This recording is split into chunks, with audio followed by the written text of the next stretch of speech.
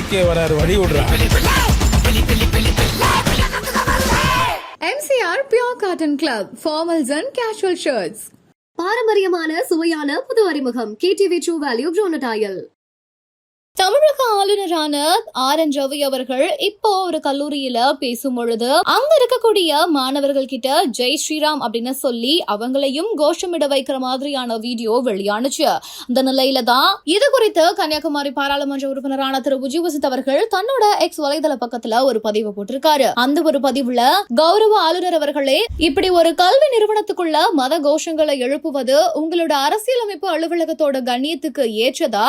இது தமிழ்நாடு, உத்தரப்பிரதேசம் கிடையாது. எங்களோட கல்லூரிகள் கல்விக்காக மட்டும்தான் இருக்குது, மத நாடகத்திற்காக கிடையாது. எங்களோட வளாகங்களோட புனிதத்தை பாதுகாக்கவும் எங்கள் அரசியல் அமைப்புல பொதிந்திருக்கக்கூடிய மத சார்பற்ற மதிப்புகளை நிலைநிறுத்தவும் நான் உங்ககிட்ட கேட்டுக்கிறேன்.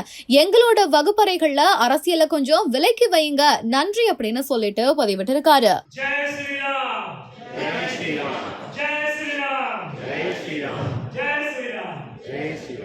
பிரசன்ஸை வந்து அந்த ஃபீல்டில் காட்டிக்கணுன்ற ஒரு எண்ணம் இருந்துகிட்டே இருந்தது. அதுதான் தவிர வந்து நம்ம ஒரு பெரிய ஸ்டார்டம்ன்ற இதை எதிர்பார்த்து பண்ணலை. இப்போ இந்த இதுவே ரெக்கக்னைஸ் பண்ணியிருக்காங்கன்னா அது வந்து நேர்கள் பெரிய விஷயம் தான் சொல்லுவேன். இப்போ தந்தையோட மறைவுக்கு பிறகு அந்த டைம் பேசினாங்க. ஸோ அந்த குடும்பத்துக்கு தான் நாங்கள் வந்து சில விஷயங்கள் பண்ண வேண்டியது இருக்குங்கிற மாதிரி காங்கிரஸ் சில தலைவர்கள் பேசினாங்க.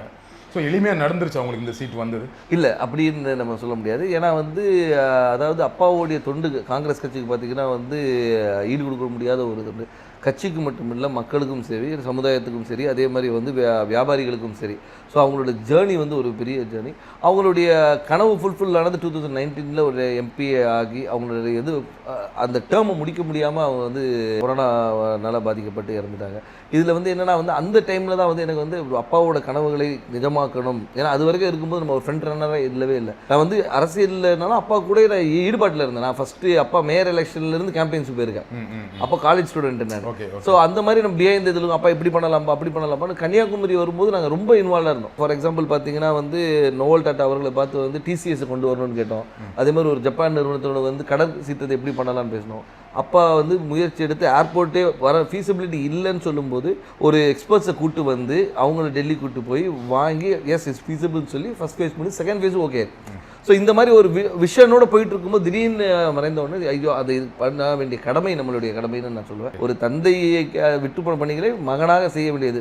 அது குடும்ப ரீதியாகவும் சரி, வசந்தன் கோவாக இருந்தாலும் சரி, சமூக பணியாக இருந்தாலும் சரி, வந்து இது எனக்கு செய்ய வேண்டிய கடமைன்றதை எடுத்து உங்களுக்கு அந்த கடமையாக இதை நம்ம பண்ணணுங்கிற ஒரு ஆசையும் கடமையும் இருக்குது. பட் கட்சிக்குள்ளே அதை முழுமையாக ஒத்துக்கிட்டாங்களா? கட்சிக்குள்ளே வந்து முழுமையாக ஒத்துக்கிட்டாங்கன்னா நான் வந்து மறைந்த பின்பு நான் உள்ளே வரல. அதுக்கு முன்னாடி பார்த்து AICC மெம்பராக இருந்திருக்கேன், ஆர்ப்பாட்டங்களில் கலந்துருக்கிறேன், நிகழ்ச்சிகளில் கலந்துருக்கேன். ஏன்னா அப்பா ஃப்ரண்ட் ஹேண்ட் இருந்தாலும் நம்ம தெரியல. நிறைய பேர் கேட்டால் நீங்கள் கட்சியில் என்ன இருந்தீங்க சார், நான் இதில் இருந்தேன் பாருங்க அப்படின்னு ரெஃபரன்ஸ். ஓகே நீ இருந்திருக்கீங்களான்னு ஒரு இது வந்து இப்போ அப்பா மறைவு பின்பு வந்து நம்ம தெரிஞ்ச உடனே ஒரு லைம் லைட்டில் வந்த மாதிரி. நடுவில் கார்த்தி சிதம்பரம் அவர்கள் கன்னியாகுமரி தொகுதிக்கு வந்து பிரியங்கா காந்திக்கு விருப்ப மனு கொடுத்தாரு இல்லையா? அப்போ எப்படி இருந்துச்சு அது? அப்போ எனக்கு என்ன தோணுச்சுன்னா, ஓகே கட்சிக்குள்ள அதுக்கு முன்னாடியே பேசிட்டு இருந்தாங்க, விஜய் வசந்துக்கு தான் தொகுதி கொடுக்க போறாங்க அப்படின்னு பேசிட்டு இருக்கும்போது இந்த ஒரு நிகழ்வு நடந்தது. கட்சிக்குள்ள அப்போ ஒரு சப்போர்ட் இல்லாம இருக்கும். அப்படி அதாவது அதுக்கு தான் பேர் விருப்ப மனுனே வச்சிருக்காங்க. அவங்க விருப்பப்படுறவங்கள வந்து இது பண்றது தான் விருப்ப மனு வச்சிருக்காங்க. ஏன்னா வந்து அப்பா போட்டியிடும் போது ராகுல் காந்தி அங்கே போட்டியிடும் சொல்லி விருப்ப மனு கொடுத்தவங்களும் இருக்காங்க. ஸோ அதனால அந்த விருப்பத்தை வந்து ஒரு அகில இந்திய தலைவர் நம்ம தொகுதியில் கன்னியாகுமரி வந்து காங்கிரஸோட கோட்டையாக இருந்த ஒரு இது, காமராஜர், குமரியநந்தன் இவங்கெல்லாம் வெற்றி பெற்ற ஒரு இது, டென்னிஸ் எல்லாருமே வெற்றி பெற்ற ஒரு காங்கிரஸோட இதாக இருந்தனால அந்த ஒரு பலம் இருக்கிறதுனால வந்து பண்ணால் நல்லா இருக்கும்ன்ற ஒரு இது. இப்போ சீட் கொடுத்தாச்சு, எந்த அளவுக்கு நம்பிக்கையாக இருக்கீங்க? ரொம்ப நம்பிக்கையாக இருக்கு. மக்கள் என்ன ரெஸ்பான்ஸ் சொல்கிறாங்க? மக்கள் ரெஸ்பான்ஸ் ரொம்ப நல்லா இருக்கு, ரொம்ப நல்லா இருக்கு. அதே மாதிரி என்னன்னா வந்து ஆதரவும், அதாவது வந்து முதற்கண் வந்து கட்சியோடைய ஸ்ட்ரென்த்தும் எங்களுடைய கூட்டணியோடைய பலமும், அதுபோல் அப்பா விட்டு சென்ற பணிகளும், அதுபோல் ராகுல் காந்தி அவர்களுடைய வருகை, அது வந்து அந்த கரெக்டாக அந்த மார்ச் 1 வந்தது வந்து ஒரு பெரிய எழுச்சியை கொடுத்தது. எங்கள் தொண்டர்கள் மத்தியிலும் சரி, பொதுமக்கள் மத்தியிலும் ஓகே நம்ம ஊர் வந்திருக்காங்க, அவர் பண்ண, அதாவது ஒரு தலைவராக வராமல் ஒரு தொண்டனாகவும் சராசரி மனிதனாக வந்தார். இப்போ நீங்கள் வந்து எல்லா தலைவரும் வராங்க, மீட்டிங் போகிறாங்க. அப்படி இல்லாமல் ரோட்டில் ஒரு டீ கடையில் நின்று ஒரு பையனை கூப்பிட்டு பேசி அவங்ககிட்ட ரன்னிங் இன்ட்ரெஸ்ட் இல்லைன்னா ஷூஸ் இருக்கா, இல்லைன்னா ஷூஸ் வாங்கி கொடுத்து அனுப்புகிறேன். ஸோ இந்த மாதிரி ஒரு இதுக்கு பர்சனல் கனெக்ட், திடீர்னு போய்ட்டு ஸ்கூலில் போய் தண்டனை எடுக்கிறாரு, இன்ட்ராக்ட் பண்ணுற ஸ்டூடெண்ட்ஸோட. அதே மாதிரி பார்த்தா இதுக்கு முந்தின இதில் பார்த்தா நெசவாளிகளும் சரி, விவசாயிகள் இன்ட்ராக்ஷன், மீனவர், அந்த மாதிரி எல்லாரோட கனெக்ட் பண்ணும்போது வந்து நம்மளோட ஒருத்தர் அவர் அப்படின்ற ஒரு அஃபினிட்டி வருது. அது போக மட்டும் இல்லாமல் இப்போ ஆளுகின்ற BJP அரசு மீது உள்ள எதிர்ப்பும் அதிருப்தியும் கூட ஒரு பெரிய பலமாக இருக்கும். கன்னியாகுமரியில் பிஜேபிக்கு கொஞ்சம் ஸ்ட்ராங் இல்லையா?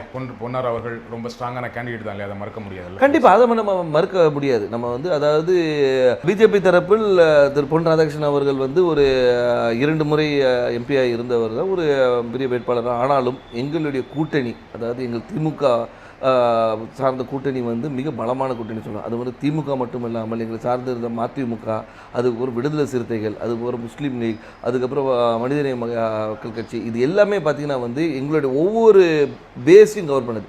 அதாவது ஒரு முஸ்லீம்ஸ் கவர் பண்ணுது, திமுகவோட ஸ்ட்ராங் ஹோல்டு, மதிமுகவோட ஸ்ட்ராங் ஹோல்டு, அந்த மாதிரி வந்து எல்லா பாக்கெட்டும் கவர் பண்ணி எங்களோட ஸ்ட்ரென்த்தை வந்து நான் இன்னும் மொபிலைஸ் பண்ணி வச்சுருக்கோம். ஸோ இப்போ பார்த்தீங்கன்னா வந்து இது வந்து எங்களுடைய ஷோர் ஷாட் விக்ட்ரின்னு சொல்லலாம். ஸோ உங்கள் கூட்டணியோட ரொம்ப ஸ்ட்ராங்காக இருக்குது, அந்த கூட்டணியை ஒரு பெரிய வெற்றி தேடித்தரும்னு சொல்கிறீங்க. கண்டிப்பாக. திரு வசந்தகுமார் அவர்களுக்கு கன்னியாகுமரி தொகுதி மக்கள் வாக்களித்தாங்க. ஏன் விஜய் வசந்த் அவர்களுக்கு வாக்களிக்கணும்? ஏன் உங்களுக்கு வாக்களிக்கணும்?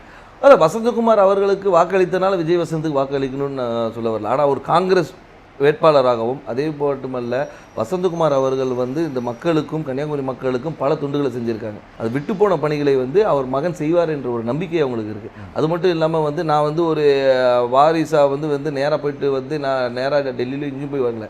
அடுத்த நாளே மக்களை சந்தித்தேன், மக்களோட இருந்தேன், எல்லா நிகழ்ச்சிகளை கலந்து கொண்டு எல்லாரோட நிறை குறைகளை கேட்டுட்ருக்கோம், மக்களாக இருந்தோம். அது ஏன்னா எடுத்தவொன்னே அக்செப்ட் பண்ணிக்க மாட்டாங்க, கேட்குற கேள்விக்கு தான் சொல்கிறேன். அதை அக்செப்ட் பண்ண வைக்கிறதுக்கு நான் ஒர்க் பண்ணேன். ஸோ அதனால் வந்து அப்பாவுடைய இடத்தை வந்து மகன் வந்து நிரப்பார் என்ற நம்பிக்கையை அவங்களுக்கு கொடுத்தேன். அந்த நம்பிக்கையை வந்து எல்லார் மேலேயும் பெருசாகவே இருக்குது. அதனால் வெற்றி வாய்ப்பு ரொம்ப நல்லா இருக்குது. குமரி மாவட்டத்தில் வரீங்க, ரொம்ப படித்த மாவட்டம், ஆனால் அங்கே நிறைய பிரச்சனைகளும் இருக்குது. அதை கரெக்டாக ஐடென்டிஃபை பண்ணியிருக்கீங்களா? என்னென்ன திட்டங்கள் வச்சுருக்கீங்க? கண்டிப்பாக. அதாவது வந்து நீங்கள் கன்னியாகுமரியை பொறுத்த வரைக்கும் பார்த்தீங்கன்னா வந்து இந்த மிக்ஸ் ஆஃப் ஆல்னு சொல்லலாம்.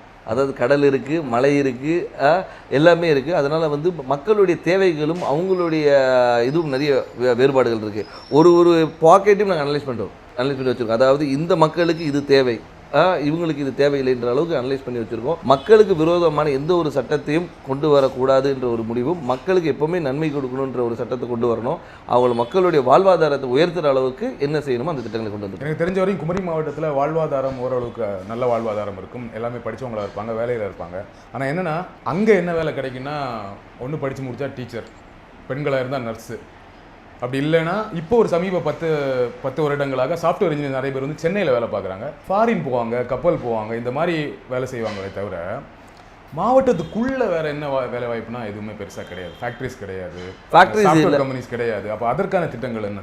அதற்கான திட்டங்கள் நிறைய கொண்டு வர திட்டங்கள் நிறைய இருக்குது. ஏன்னு சொல்லிங்கன்னா வந்து நீங்கள் சொல்கிற ரிக்குவயர்மெண்ட்ஸ் மட்டும் பார்த்தீங்கன்னா வக்கீல்களும் மாதிரி நிறைய இருக்குது, டாக்டர்ஸ் நிறைய இருக்கிறாங்க. நீங்கள் சொன்ன அது நர்ஸ் டாக்டர்ஸ். அது மட்டும் இல்லாமல் வந்து லிட்ரஸி ரேட் அதிகம் இருக்கிறதுனால வந்து இவங்க பல இடங்களில் ஸ்ப்ரெட் பண்ணியிருக்கிறாங்க. ஸோ அது மாதிரி தொழிற்சாலைகளை கொண்டு வரது வந்து ஒரு சில பாக்கெட்டில் கொண்டு வரலாம். நீங்கள் பார்த்தீங்கன்னா நீங்கள் தொழிற்சாலைகள் வந்து ஒரு இடத்துல கூட, அதே மாதிரி கடற்புற கதை வந்து டெவலப் பண்ணுறது என்னென்ன கொண்டு வரணும். ஸோ தொழிற்சாலையை கொண்டு வருது. அதனால் வந்து ஒவ்வொரு ஊர் இப்போ பார்த்தீங்கன்னா ரப்பர் ஃபேக்ட்ரி இருக்காங்க, ரப்பர் ஃபேக்ட்ரியை வந்து நம்ம டெவலப் பண்ணலாம். ஸோ வந்து அது மாதிரி தொழிற்சாலை நிறைய இருக்குது. அதே மாதிரி வேலைவாய்ப்பு திட்டங்களும் நிறைய கொண்டு வரலாம். என்னென்னா நம்ம மக்கள் என்னென்னா இங்கே இருக்கிற மக்கள் எல்லாமே பாதி பேர் வெளியே தான் இருக்கிறாங்க. இப்போ இந்த கொரோனால தான் நமக்கு தெரிஞ்சு பாதி பேர் ஊரில் இருக்கும். இவ்வளோ பேர் வந்து நம்ம ஊரை சார்ந்தவங்க இந்த தமிழ்நாடு முழுக்க இருக்காங்க தெரியுது. ஏகே வராரு வழி விடுறாங்க. MCR Pure Cotton Club, formals and casual shirts. பாரம்பரியமான சுவையான புது அறிமுகம் KTV True Value Bronatile.